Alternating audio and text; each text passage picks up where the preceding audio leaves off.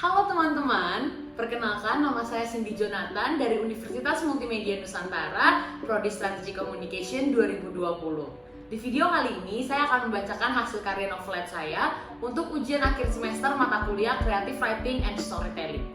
Novelet yang saya buat diberi judul Kisah Kelam Gadis Kecil yang Malang. Aku Cindy Jonathan, seorang gadis dengan kisah masa kecil yang kelam.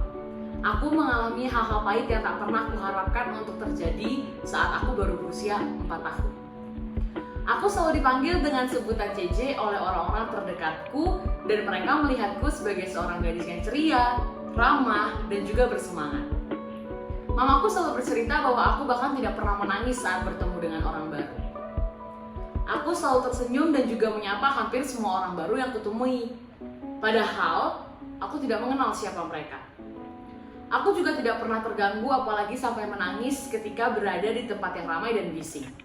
Mungkin itu terjadi karena aku sedang asik berperan sebagai tokoh utama dalam FTV di alam bawah sadarku. Ya, aku sedang tertidur pulas. Mama bahkan pernah mengatakan bahwa aku dapat tidur di mana saja dan kapan saja tanpa mempedulikan situasi di sekelilingku. Aku hanya butuh boneka Minnie Mouse kesayanganku dan aku pun akan langsung tertidur pulas detik itu juga. Aku sudah yakin kalian pasti akan langsung melabeliku dengan sebutan pelor alias nempel kolor sejak saat ini. Aku yang selalu menebarkan senyuman, canda, dan tawa setiap kali bertemu dengan orang lain sukses membuat mereka mengira bahwa aku adalah anak perempuan yang hidup dengan penuh kebahagiaan dan memiliki keluarga yang harmonis.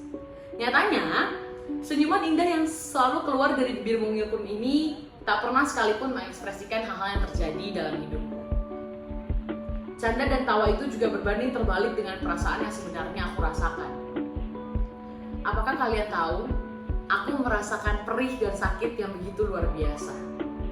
Aku lelah dan jenuh. Aku ingin keluar dari semua ini. Dari semua yang seharusnya tidak perlu dialami oleh seorang gadis kecil berusia 4 tahun. Jika dibandingkan dengan anak kecil lain yang usianya sebaya denganku, mungkin aku sudah menjadi yang terburuk. Aku sangat tertekan, stres, frustasi, dan bahkan menderita. Bayangkan saja, aku harus dihadapkan pada perceraian kedua orang tuaku dan papaku yang memutuskan untuk pergi dari rumah. Untukku, papa seperti seorang tokoh antagonis yang sering kita lihat dalam sinetron atau karakter-karakter novel. Ia begitu dingin, emosional, dan jauh dari kata perhatian. Aku masih ingat dengan jelas bahwa kejadian yang menimpaku saat itu sampai membuatku tidak makan selama 2 hari dan hanya mengurung diri di kamar untuk menangis sejadi-jadinya dengan harapan bahwa tangisanku itu dapat memperbaiki segalanya. Aku salah. Tangisanku pada akhirnya hanya membuang-buang waktu dan menjadi sia-sia. Bodoh memang. Nyatanya, sejak tangisan itu tidak ada satupun yang kembali seperti sedia kala. Bahkan pertemuan hari itu menjadi pertemuan paling terakhirku dengan papa. Aku dan papa sudah tidak pernah lagi bertatapan muka dan juga berkomunikasi sekalipun melalui sambungan telepon. Aku marah dan kecewa pada diriku sendiri. Tak cukup sampai di situ, aku bahkan dengan gegabahnya menyalahkan Tuhan atas semua yang menimpaku. Satu pertanyaan yang sama, yaitu mengapa semua ini harus terjadi padaku dengan begitu tiba-tiba, masih saja terus berputar di otakku bak bumi yang sedang berotasi mengelilingi porosku. Beruntung, di tengah kekacauan yang sedang aku hadapi, ada sosok malaikat tak bersayap yang selalu hadir untuk menemani, menenangkan, menghibur, dan tak pernah meninggalkanku sekalipun. Ya, malaikat tak bersayap itu tak lain dan tak bukan adalah mamaku sendiri. Sosok wanita yang begitu kuat, ikhlas, tegar, dan pantang menyerah dalam menjalani kehidupan setelah segala hal yang menimpanya. Aku bahkan tak pernah sekalipun melihat mama menangis dan mengeluh. Setidaknya, mama tidak pernah melakukan itu ketika kita sedang bersama. Di balik itu, tentu aku sama sekali tidak mengetahuinya. Terkadang, aku sendiri pun bingung. Apakah aku yang terlalu tidak peduli dengan apa yang mama rasakan, atau memang ia yang terlalu pintar dalam menyembunyikan perasaan? Awalnya kehidupanku baik-baik saja, setidaknya sampai aku berusia 3 tahun. Papa juga sangat baik dan manis saat itu. Entah bagaimana, tetapi aku masih dapat mengingat dengan jelas betapa bahagianya diriku di 3 tahun awal kehidupanku. Sebelum semua yang terjadi mengubah segalanya, hubungan aku dan papa sangatlah dekat. Anak papa sudah bangun. Ayo sini sarapan. Sapaan hangat yang selalu kudengar dari papa setiap paginya. Papa memang tak pernah membiarkanku pergi ke sekolah dengan perut kosong. Papa bilang, nanti aku akan jatuh sakit dan bahkan pingsan jika aku tidak sarapan terlebih dahulu. Padahal saat itu aku masih duduk di tingkat KB atau kelompok bermain, di mana aku hanya akan menghabiskan waktu selama 1 jam di sekolah, dan itu pun aku tidak benar-benar belajar. Papa sangat peduli pada putri semata wayangnya. Papa juga selalu mengantar dan menjemputku sepulang dari sekolah. Setiap kali aku pulang sekolah, Papa akan selalu menanyakan apa saja yang aku pelajari dan apakah aku lapar atau tidak. Tadi kamu belajar apa aja? Sudah lapar atau belum? Kalau sudah, ayo kita pergi makan. Tapi kalau belum, kamu mau Papa beliin es krim aja nggak? Ya, kira-kira begitulah kalimat yang selalu Papa ucapkan setiap harinya setelah aku pulang dari sekolah. Ucapan tadi pun tak sekedar berhenti sampai di wacana saja. Karena Papa akan benar-benar mengajakku makan atau membelikanku es krim. Tak berhenti sampai di situ, Papa juga sering membelikanku mainan-mainan baru seperti boneka Barbie, rumah-rumahan, dan masak-masakan. Setiap minggunya, aku, Mama, dan Papa juga akan pergi ke mall untuk sekedar berjalan-jalan dan menghabiskan waktu bersama. Hal yang paling menyenangkan adalah ketika libur panjang sekolah telah tiba, karena biasanya kami memutuskan untuk pergi berlibur keluar kota. Tangkuban Perahu dan Taman Safari seolah sudah menjadi tempat langganan kami. Aku rindu masa-masa itu. Sangat rindu. Aku tidak habis pikir, tempat yang awalnya menjadi tempat langganan yang kami datangi sewaktu liburan, kini harus berubah menjadi tempat yang penuh dengan kenangan indah yang mungkin tak bisa terulang lagi. Kenangan-kenangan indah itu tidak mungkin terulang lagi. Pasalnya saat aku sudah mulai menginjak usia 4 tahun, Papa mulai berubah. Papa di usiaku yang keempat sangat berbeda dengan Papa saat usiaku masih 3 tahun. Semua sisi baik Papa yang kulihat sebelumnya sudah hilang bak ditelan bumi. Tak ada lagi Papa yang penuh dengan kasih sayang dan juga perhatian. Papa telah berubah menjadi sosok ayah yang dingin dan temperamental. Semenjak saat itu, Papa tak lagi mengantar dan menjemputku ke sekolah. Jangankan kedua hal itu, Papa bahkan tak pernah lagi mengajakku untuk sarapan bersama. Terkadang hanya akan ada aku dan Mama saat sarapan karena Papa yang entah belum pulang dari malam sebelumnya atau memang sudah pergi lagi dari pagi-pagi sekali. Papa memang bekerja, tetapi ia tidak pernah sekalipun bertindak aneh seperti ini sebelumnya. Hal ini terus terjadi berulang kali, bukan sehari 2 hari saja, tetapi Papa bahkan tidak pulang ke rumah selama seminggu lamanya. Jika boleh jujur, aku benar-benar tidak suka seperti situasi seperti ini. Rasanya sangat asing untuk. Keanehan lain kembali muncul. Setelah Papa yang tak kunjung pulang, sekarang tiba-tiba Mama menghampiriku, namun Mama mengatakan hal yang membuatku sedikit bingung. Mama bilang, aku tidak boleh sedih dan harus selalu siap dengan apapun yang terjadi. Setelah mengatakan hal tersebut, Mama langsung bergegas keluar dari kamar meninggalkanku yang penuh tanya dan masih berusaha mencerna apa yang dimaksud oleh Mama. Saat itu, ada sedikit rasa kesal di hatiku. Aku kesal dengan Mama yang langsung keluar begitu saja tanpa memberikan penjelasan lebih lanjut. Mama seolah lupa bahwa anak perempuannya ini masih terlalu polos untuk dapat mencerna dan mengerti maksud perkataan Mama tadi. Setelah 10 hari meninggalkan rumah, Papa akhirnya kembali. Kembalinya Papa kali ini tidak dalam kondisi yang baik, pasalnya saat ia baru saja menginjakkan kakinya di halaman rumah, Papa langsung marah-marah dan berteriak bak orang waras yang sudah kehilangan kewarasannya. Teriakan Papa itu sempat saja membuat aku dan Mama merasa kaget dan tanpa berpikir panjang langsung berlari keluar untuk menghampiri Papa. Dasar anak tidak tahu diuntung, tidak bisa diharapkan, umpan Papa sambil berteriak. Entah mengapa saat itu air mata langsung turun dan membasahi pipiku, padahal aku sama sekali tidak mengerti apa maksud dari perkataan Papa tadi. Lagi-lagi, aku masih terlalu polos untuk ini semua. 3 hari sudah berlalu semenjak kejadian tersebut. Setiap harinya aku selalu bertanya pada Mama tentang apa maksud dari perkataan Papa beberapa hari sebelumnya. Aku benar-benar ingin tahu karena setiap kali aku mengingat kejadian tersebut, seketika dadaku langsung terasa sesak. Setiap kali aku bertanya, Mama memang selalu menjawab.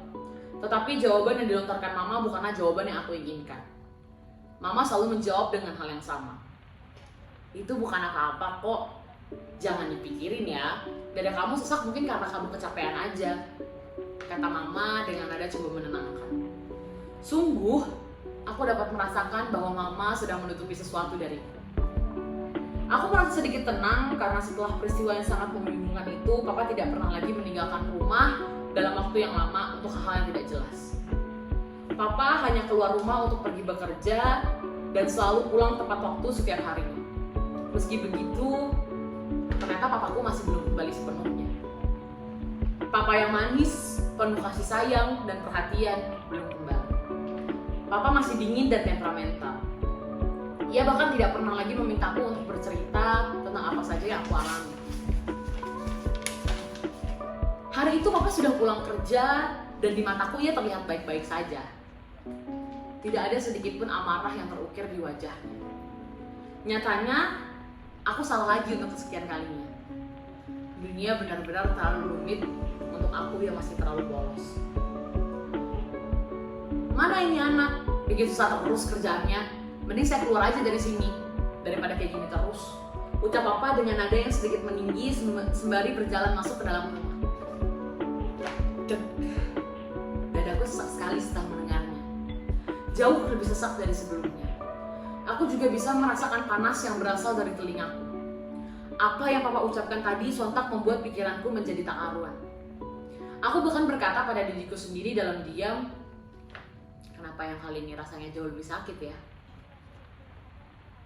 Entah berapa lama aku berkutat dengan pikiranku sendiri sampai-sampai aku tidak sadar bahwa Papa tidak lagi berada di hadapanku dan Mama pun sudah tidak lagi berada di sana. Aku menduga bahwa Mama sedang menyusul Papa ke kamar. Tak lama setelah aku kembali sadar dari pikiran-pikiranku itu, Papa tiba-tiba keluar dari kamarnya. Awalnya aku menebak Papa keluar dari kamar untuk makan malam karena memang sejak pulang kerja tadi, Papa belum melakukan hal apapun selain berteriak kepadaku.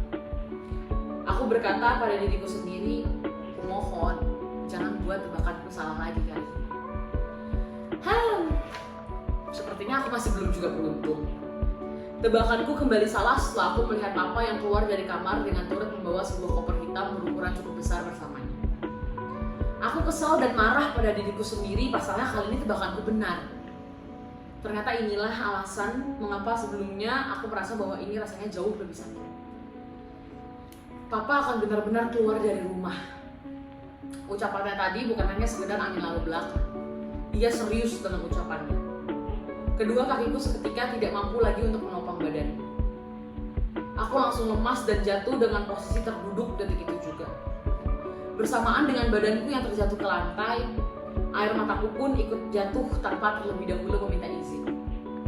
Belum sempat energiku kembali untuk berdiri, Papa sudah langsung mempercepat langkahnya untuk keluar dari rumah.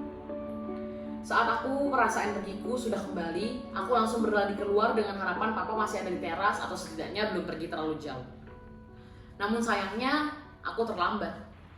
Papa menancapkan motornya dengan begitu cepat seolah-olah ia merasa puas karena telah keluar dari lingkaran penderitaan dan akan segera menjemput kebebasannya. Hari saat Papa memutuskan untuk keluar dari rumah menjadi hari terakhirku bertemu dan berkomunikasi dengannya. Ini adalah kepulangan Papa yang paling tidak aku syukuri. Setelah gagal untuk mengejar Papa, akhirnya aku bergegas untuk kembali masuk ke dalam rumah dan melihat keadaan Mama. Betapa terkejutnya aku karena Mama tidak menangis sama sekali. Bahkan dari apa yang aku lihat, Mama tidak menunjukkan raut kesedihan sedikit pun. Aku benar-benar tidak percaya dengan apa yang aku lihat. Aku juga tidak mau menyimpulkannya sendiri karena selama ini aku sudah terlalu banyak menebak yang berujung pada kesalahan. Hal itulah yang kemudian membuatku berani untuk langsung bertanya pada Mama.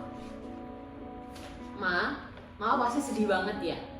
Kalau Mama memang mau nangis, keluarin aja Ma, jangan ditahan. Tanyaku pada Mama sembari menenangkan. Enggak, Mama nggak sedih kok. Kata siapa Mama sedih? Mama malah senang karena akhirnya kamu tidak perlu lagi mendengarkan kata-kata dari Papa yang membuat kamu tidak nyaman. Jawab Mama dengan mantap. Sungguh, Mendengar jawaban mama dan melihat ketegaran hatinya membuatku semakin teriris. Aku sangat yakin bahwa sebenarnya mama juga sama tidak baiknya denganku. Namun, ia berusaha menyembunyikan itu agar tidak semakin merasa sedih dan bersalah dengan kepergian papa. Ya, kesimpulan-kesimpulan yang aku buat berdasarkan apa yang papa katakan membuatku merasa bahwa aku adalah dalang dari semua ini. Aku adalah satu-satunya orang yang patut disalahkan sepenuhnya atas apa yang terjadi. Aku memang belum tahu pasti, tapi satu hal yang aku ketahui dan dapat menjadi alasan yang kuat mengapa aku pantas untuk disalahkan adalah karena aku tidak tahu diuntung dan tidak bisa diharapkan. Jika aku tahu diri dan bisa diharapkan, mungkin papa tidak akan pergi dari rumah. Semua terjadi dengan begitu cepat dan sangat tiba-tiba. Ini membuatku kehilangan akal sehat. Aku terus-menerus menyalahkan diriku sendiri atas apa yang terjadi. Aku bahkan sampai tidak mau makan karena hal ini. Aku secara tidak langsung menyakiti diriku sendiri, kan? Kebodohan lain terus aku lakukan.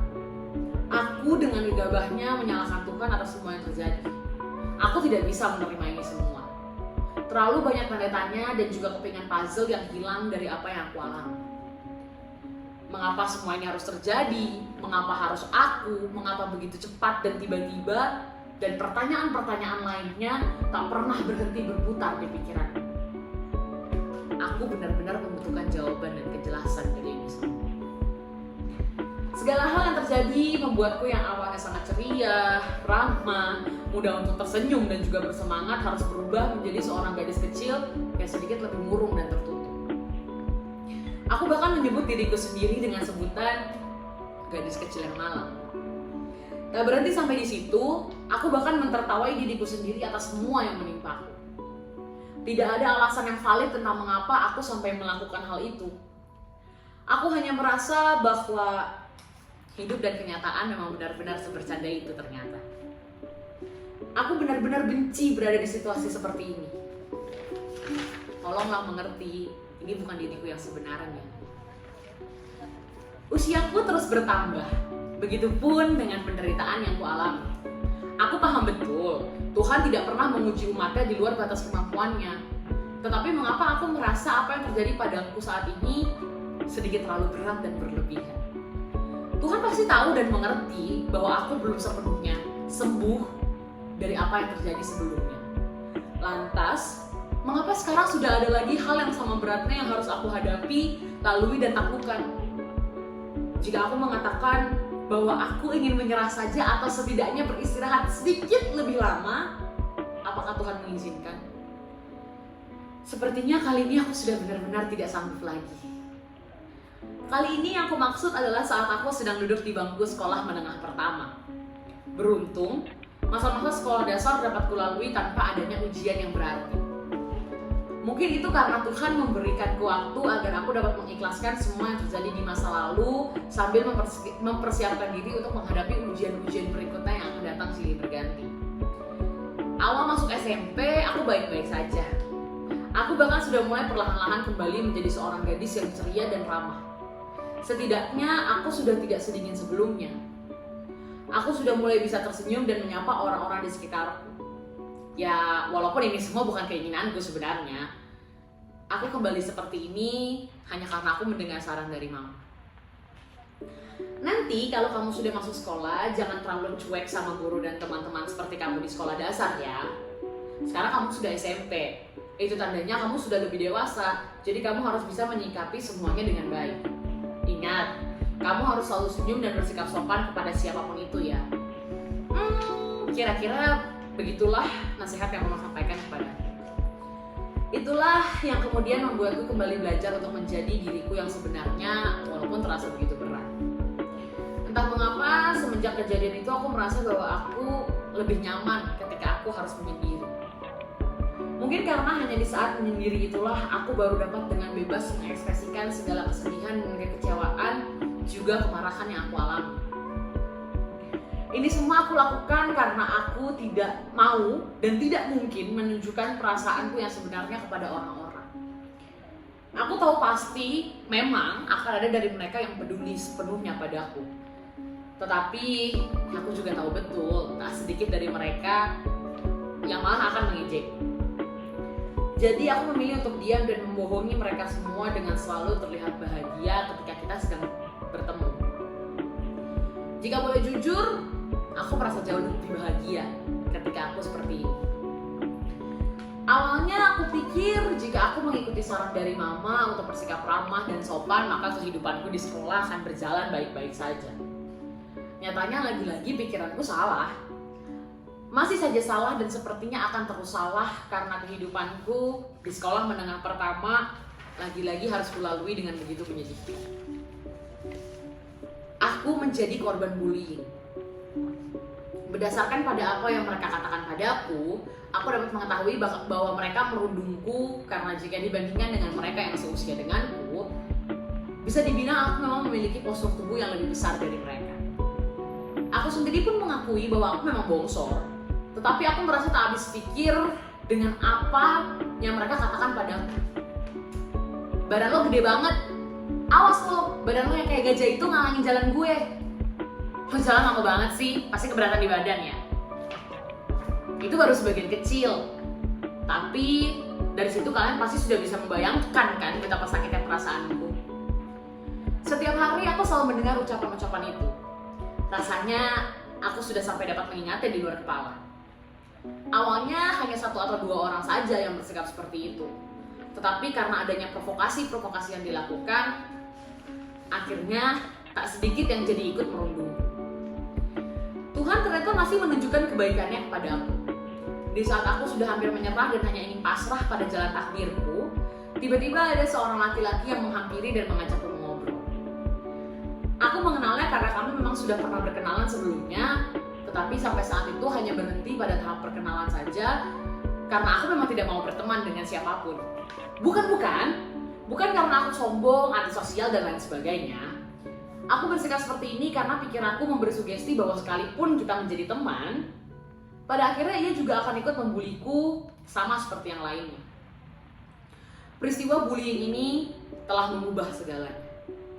Saat ini aku melihat segala sesuatunya dari sisi terburuk yang mungkin saja terjadi, karena ketika aku mencoba melihat sesuatu dari sisi positif, maka hasilnya akan selalu berbanding terbalik dengan apa yang aku pikirkan. Tapi sepertinya pikiran negatifku kali ini salah. Halo, kenalin, gue Justin. Sapanya saat baru saja menghampiriku. Saat mendengar sapaan laki-laki yang merupakan teman sekelasku itu, sontak saja aku langsung merasa kaget, pasalnya aku masih ingat dengan jelas bahwa saat itu aku sedang tenggelam dalam pikiranku sendiri, memikirkan hal-hal yang sebenarnya akan jauh lebih baik jika tidak aku pikirkan. Halo, gue Cindy, tapi gue biasa dipanggil CJ. Jawabku dengan sedikit terbata-bata karena masih merasa kaget dengan kehadirannya. Belum juga rasa kagetku hilang, ia sudah kembali membuatku kaget karena ia dengan begitu santainya mengajakku untuk pergi menghabiskan waktu istirahat di perpustakaan. Sorry nih, tapi nanti pas jam istirahat lo mau nggak temenin gue ke perpustakaan? Tanyanya dengan begitu sopan dan lembut. Aku yang merasa bahwa tidak ada yang salah dari ajakannya pun langsung mengiyakan begitu saja. Aku sendiri merasa bingung dengan hal apa lagi yang sebenarnya akan terjadi pada hidupku. Aku merasa begitu aman saat sedang bersama atau paling tidak jika aku berada di dekatnya. Jika setelah apa yang aku rasakan orang-orang langsung membuat kesimpulan bahwa aku sedang jatuh cinta pada pandangan pertama dengan Justin atau semacamnya, maka aku akan langsung membantahnya dengan tegas. Aku tidak akan mengelak bahwa aku memang benar-benar merasa aman, tenang, dan nyaman ketika bersama dengan Justin. Tetapi di sisi lain, aku sangat yakin 100% bahwa apa yang aku rasakan itu hanya sebatas perasaan senang, karena setidaknya semenjak kehadiran Justin, aku jadi mengerti bahwa ternyata masih ada orang yang memperlakukan manusia lain dengan sebagaimana seorang manusia harus diperlakukan. Iya, hanya sebatas itu. Aku cukup senang bisa memiliki teman seperti Justin. Ia benar-benar berbeda dari yang lainnya. Ia tidak pernah sekalipun memperlakukanku dengan tidak pantas. Ia selalu perhatian dan bersikap lembut padaku. Saat itu, aku sudah tidak lagi memikirkan apakah perhatian yang ia tunjukkan kepadaku itu adalah perhatian yang tulus, atau ia hanya sekedar merasa kasihan dan prihatin dengan apa yang menimpaku. Hal terpenting bagiku saat ini adalah aku masih diberikan kesempatan untuk memiliki seorang teman di saat semua orang mengucilkan. Setiap hari, aku dan Justin selalu menghabiskan waktu istirahat berdua. Entah itu untuk makan di kantin, membaca buku di perpustakaan, atau sekedar duduk di kelas sambil bercerita satu sama lain. Saat bersama dengan Justin, aku seolah menjelma menjadi sosok CJ yang bawel dan juga periang. Sebenarnya, itu memang karakter asliku. Tetapi saat di sekolah, aku benar-benar sangat menutup diri. Terlebih setelah aku menjadi sasaran perundungan teman-teman satu sekolah. Di sekolah, aku hanya bisa tertawa lepas saat aku sedang bersama Justin. Kenapa sih lo gak bisa terus ketawa lepas kayak begini aja setiap hari? Tanya Justin kepadaku yang saat itu masih tertawa terbahak-bahak hanya karena lelucon sederhana yang dilontarkannya. Setelah pertanyaan itu ditanyakan, aku langsung berusaha untuk menghentikan tawa terbahak-bahakku itu agar aku dapat segera menjawab pertanyaan yang ia tanyakan. Aku dan Justin sudah sama-sama menduga bahwa ini akan membutuhkan waktu yang tidak sebentar karena aku memang sangat sulit untuk berhenti tertawa, terlebih lagi saat aku merasa bahwa hal yang lucu itu masih terus berputar di otakku. Ya, Justin sudah mengenalku sejauh itu. Aduh, bentar, gue masih ngakak banget nih.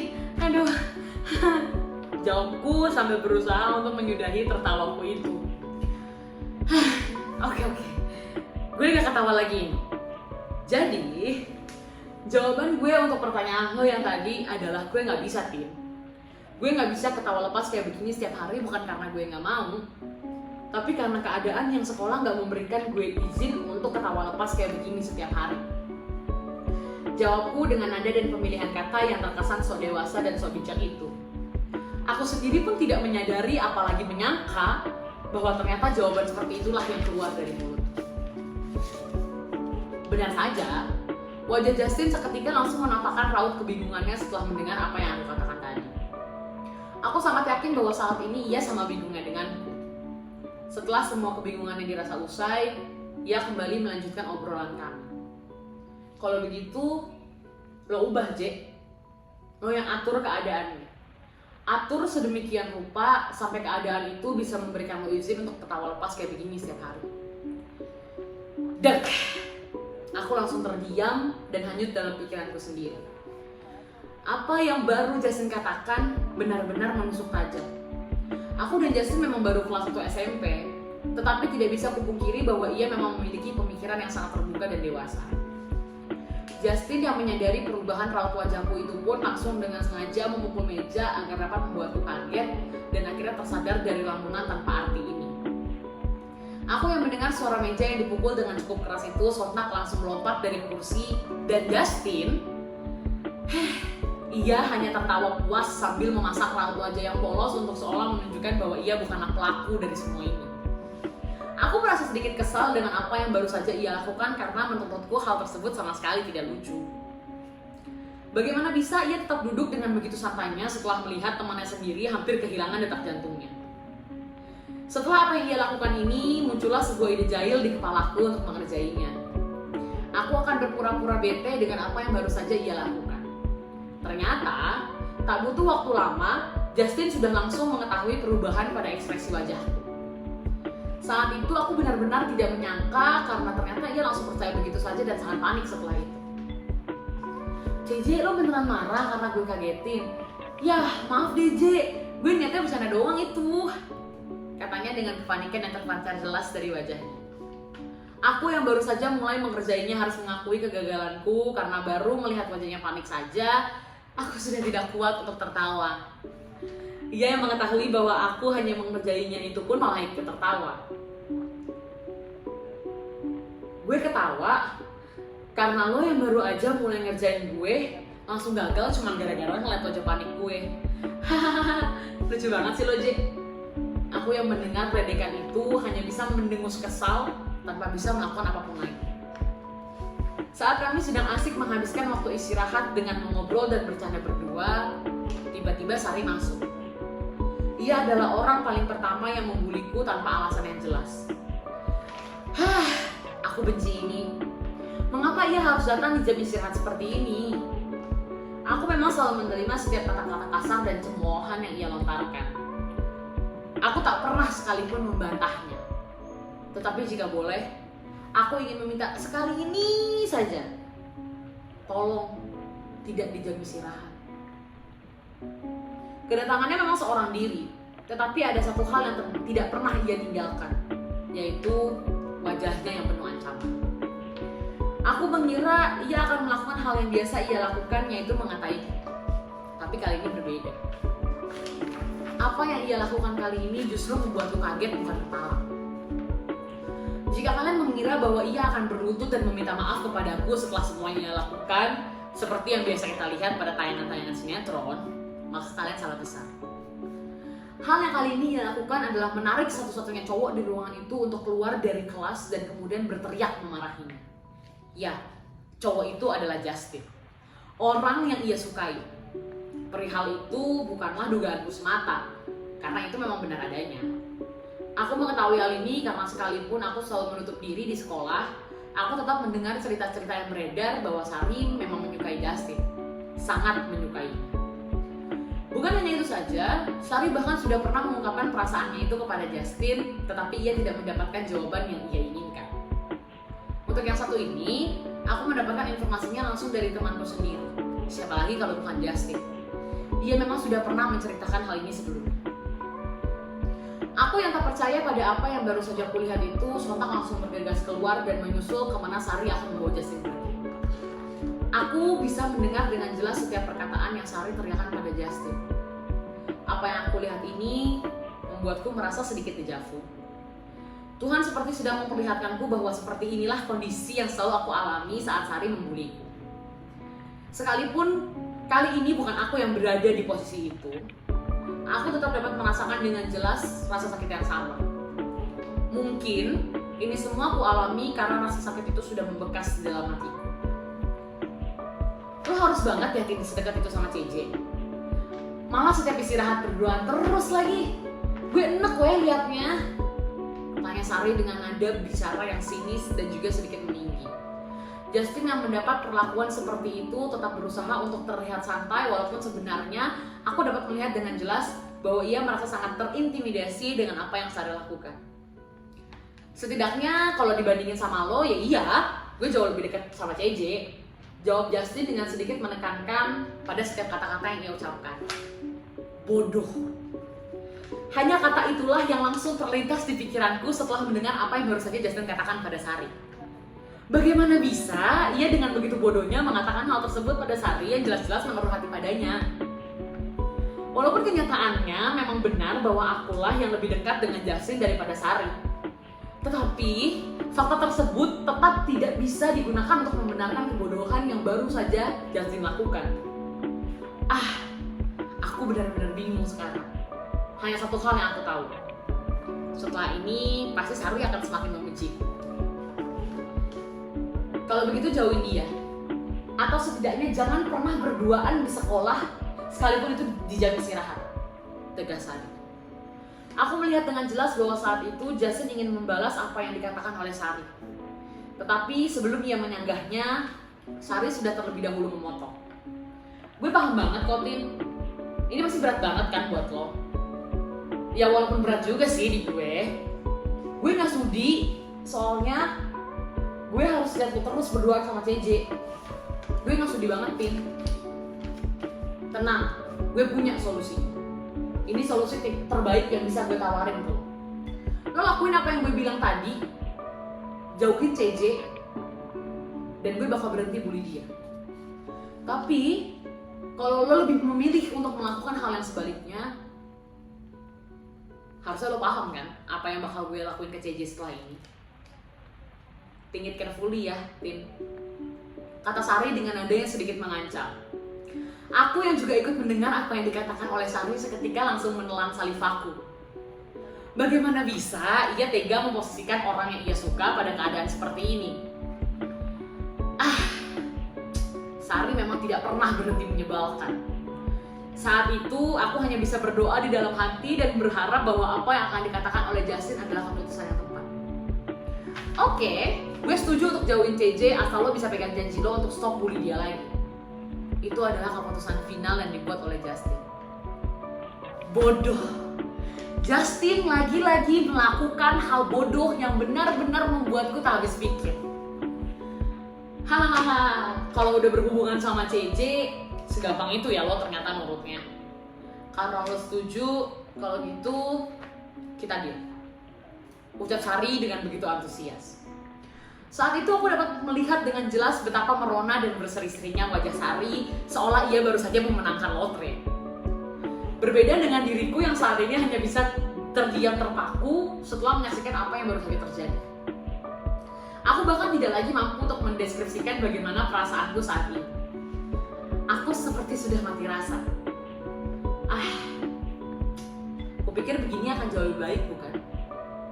Iya kan? Aku jadi tidak perlu lagi merasakan rasa sakit untuk hal apapun. Setelah Sari pergi meninggalkan tempat itu, Justin langsung menghampiriku. Rupanya Justin mengetahui keberadaanku sejak awal perbincangan mereka. Aku yang melihat Justin menghampiriku hanya tetap diam di tempat dan tidak berusaha untuk menghindar sedikit. Lu udah denger semuanya kan, J? Kok lu gak menghindar pas gue samperin? Mulai sekarang, kalau gue gak sengaja atau hilaf samperin lu, please menghindar ya, J. Ucap Justin dengan nada yang lemah dan entah mengapa aku dapat melihat matanya yang berkaca-kaca. Harusnya gue yang tanya, Tin. Lu kenapa masih samperin gue kesini? Lu emang sengaja biar gue dibully sama Sari kan? Tanyaku dengan nada berbicara yang sedikit meninggi. Tetapi aku tetap berusaha untuk menahan air mata yang rasanya sebentar lagi akan jatuh membasahi pipi. Nggak begitu, J. Sekarang gue kesini karena tadi udah bilang dulu sama Sari dan dia izinin. J, gue perlu waktu untuk jelasin semuanya ke lu walaupun gue tahu tanpa perlu gue jelasin lagi pun lu udah tahu, kata Justin untuk memulai penjelasannya. Langsung aja deh, Tin, gue sibuk. Jawabku pada Justin yang aku yakin dia tahu betul bahwa apa yang baru saja aku katakan adalah sebuah bohongan.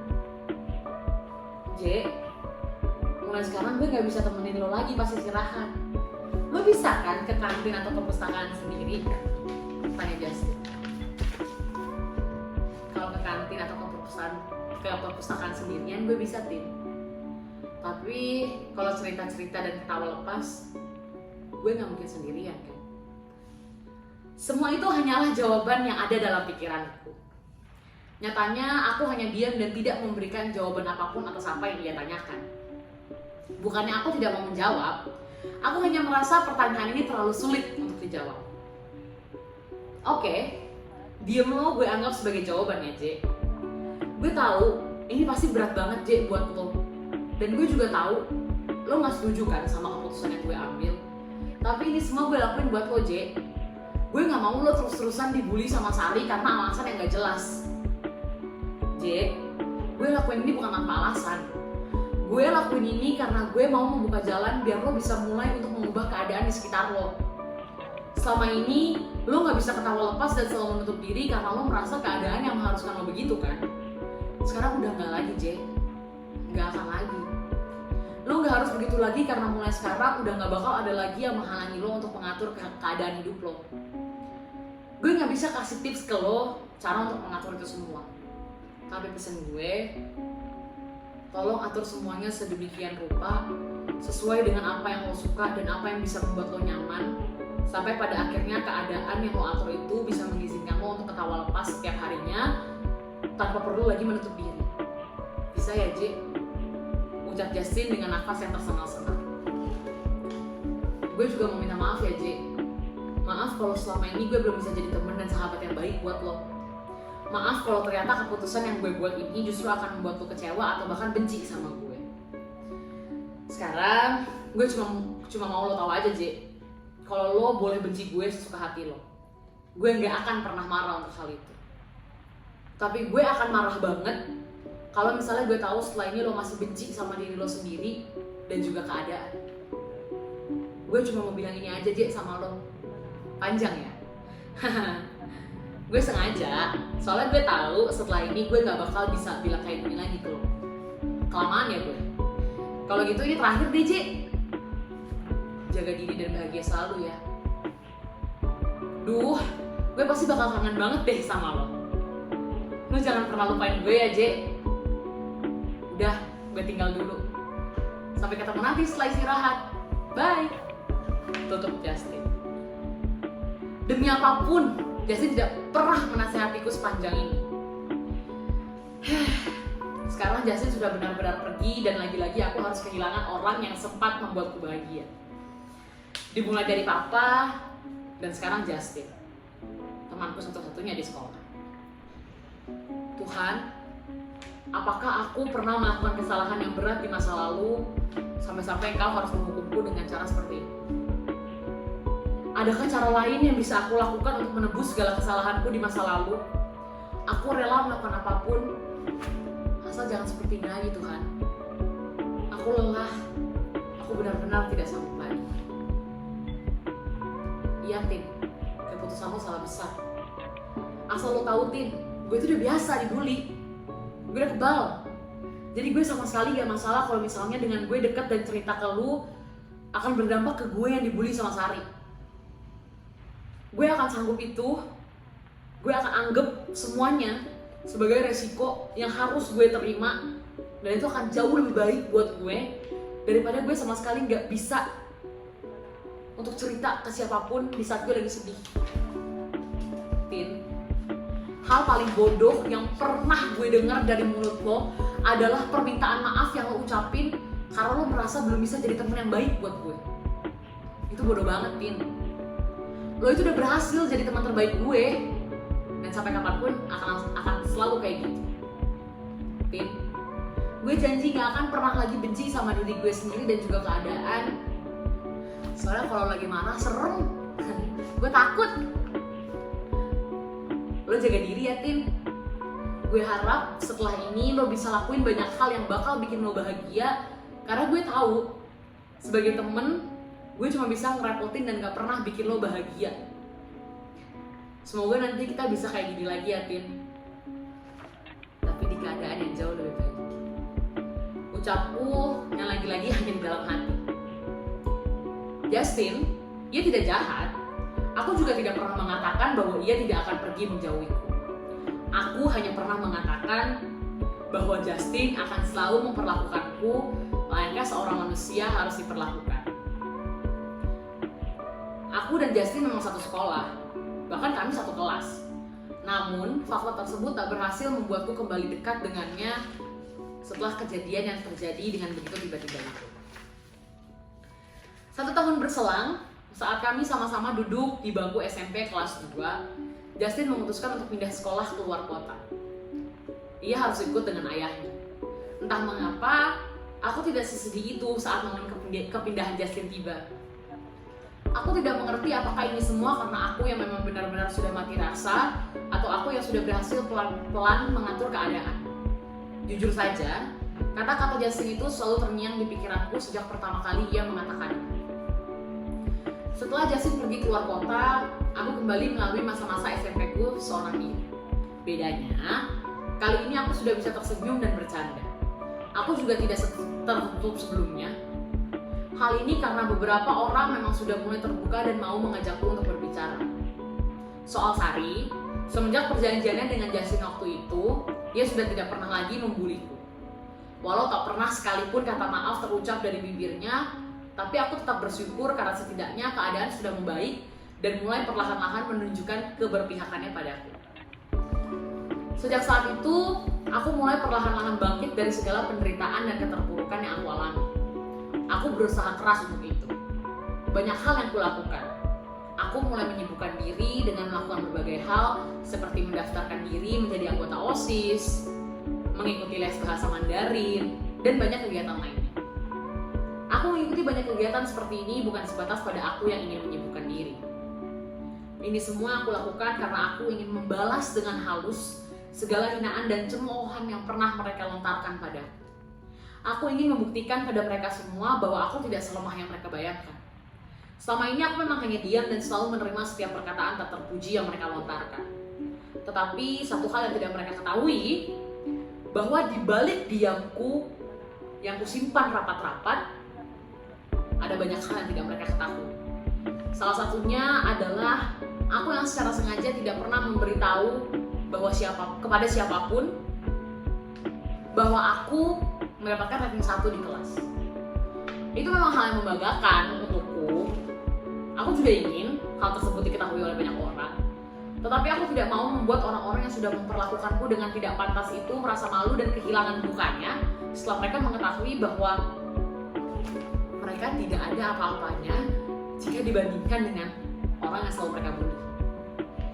Jika aku dengan sengaja membanggakan hal ini hanya dengan tujuan untuk menjatuhkan mereka, lantas apa bedanya aku dengan mereka? Aku memang tidak sempurna, tetapi setidaknya aku tidak menjadi serendah mereka. Aku seperti ini karena aku sedang bermain halus. Aku ingin membalaskan dendamku pada mereka tanpa menyakiti atau bahkan melukai mereka sedikitpun. Aku hanya ingin mereka menyadari bahwa apa yang selama ini mereka lakukan adalah sebuah kesalahan. Setelah perlahan-lahan berusaha untuk menerima kenyataan, aku pun akhirnya dapat sepenuhnya bangkit dari segala keterpurukan yang terjadi di hidupku. Aku mulai membuka diri dengan orang lain sekalipun mereka tidak aku kenal. Iya, karena aku membagikan pengalaman pahitku di Instagram dengan harapan dapat menginspirasi dan memotivasi lebih banyak orang lain. Aku juga beberapa kali mengadakan live di Instagram bersama dengan beberapa orang yang berkompeten di bidangnya untuk saling bertukar cerita. Aku sangat menikmati apa yang aku lakukan ini karena semua ini bisa membuatku merasakan bahwa sebenarnya di luar sana banyak orang yang menyayangiku dengan caranya tersendiri sekalipun kita tidak saling mengenal.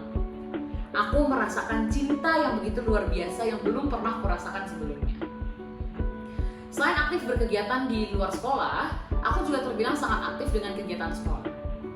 Sejak masuk SMA, aku tergabung ke dalam keanggotaan OSIS. Tak hanya itu, aku juga berhasil terpilih menjadi duta dari kegiatan kerelawanan dan juga koordinator ekstrakurikuler jurnalistik di sekolahku. Aku juga seringkali mewakili sekolah untuk mengikuti perlombaan di tingkat Jabodetabek. Sewaktu SMA, aku sudah tidak lagi menutup diri. Tetapi tidak juga memiliki banyak teman, pasalnya aku beranggapan bahwa asal aku mempunyai satu teman dekat yang akan selalu ada untukku di saat senang maupun susah, rasanya sudah lebih dari cukup untukku.